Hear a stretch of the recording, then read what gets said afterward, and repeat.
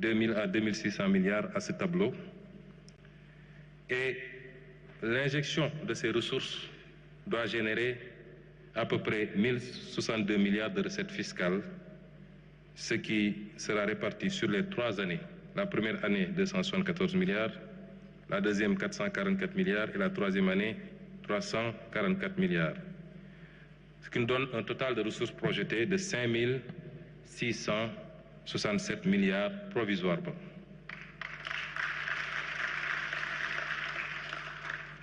Alors, je ne sais pas si ils avaient remis la clé à la régie pour pouvoir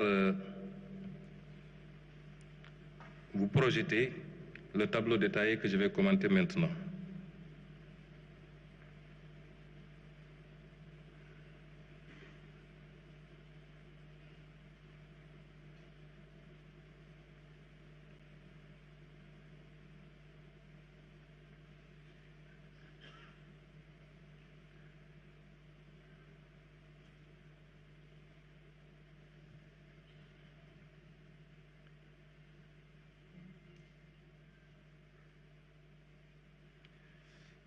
Pour les différentes rubriques, la synthèse des projections se décompose en mesures nouvelles et réalistes de génération de recettes publiques et leur potentiel budgétaire sur la période 2025-2028. Pour le financement endogène, je vous ai dit que le tableau, je vais citer pour chaque rubrique quelques lignes. Nous avons la ligne renforcement de la collecte des dividendes des entités publiques, sur laquelle nous attendons 27 milliards. Le Sénégal, en tout cas l'État, a été assez négligent dans le suivi de son portefeuille et de la collecte des dividendes dans toutes ses participations. Dans le secteur minier, par exemple, où on a minimum 10%, 15%, 20% de participation souvent.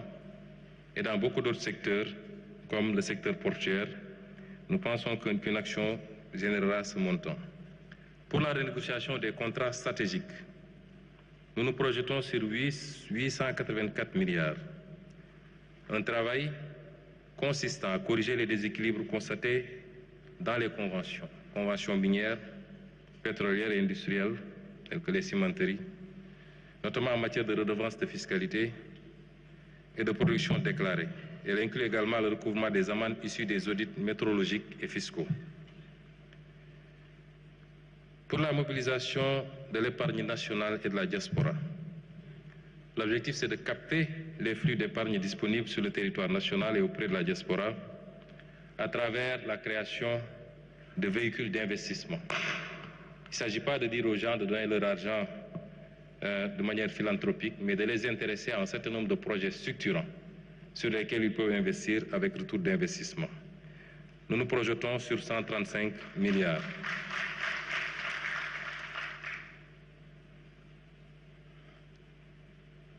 Sur le déploiement des financements participatifs et solidaires,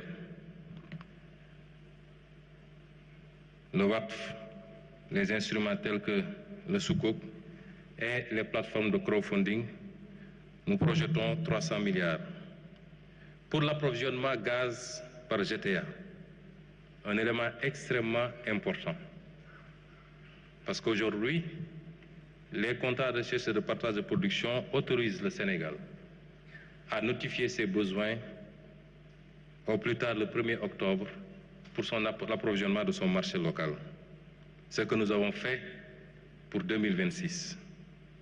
Les gains sont de 177 milliards ou de 143 milliards sur 2026 seulement, selon l'application au nom de la pénalité de 25% prévue et que BP peut vouloir appliquer.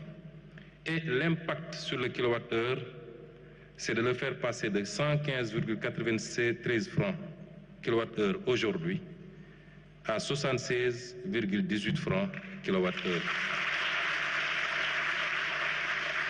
Et donc sur les 3 ans, l'impact attendu est de 435 milliards.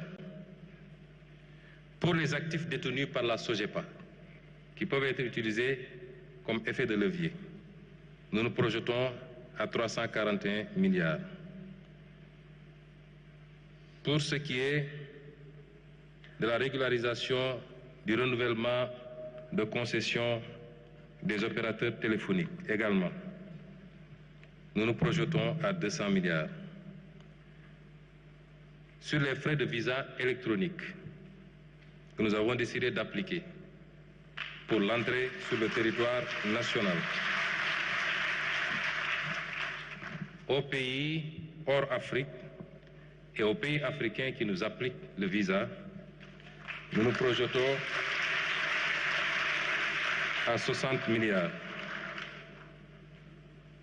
Sur le recyclage d'actifs comme les autoroutes, nous nous projetons à 126 milliards.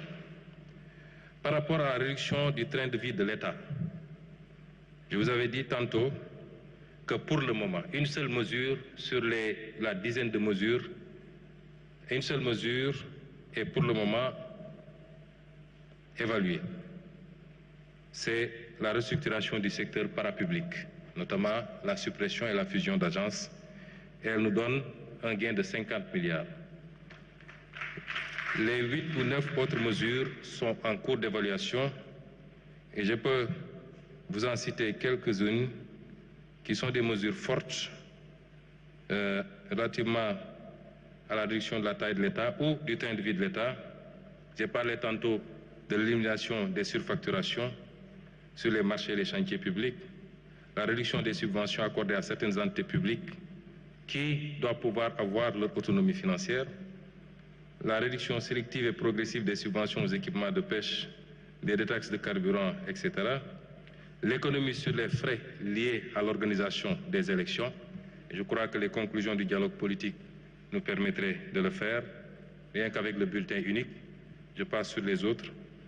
Le plafonnement de la masse salariale dans le secteur parapublic, puisque la loi organique portant sur les lois de finances a prévu le plafonnement, l'inscription chaque année dans la loi de finances, le plafonnement des salaires dans le secteur parapublic et au niveau des institutions et du secteur public. Ça n'a été inscrit qu'en 2021, le décret d'application n'a jamais été pris. Et sur 2026, nous réintégrerons cette mesure qui aura certainement un impact important. La réduction de la fréquence et du coût des missions à l'étranger, la mise en place de la centrale d'achat, la réduction des charges locatives d'eau et d'électricité de l'administration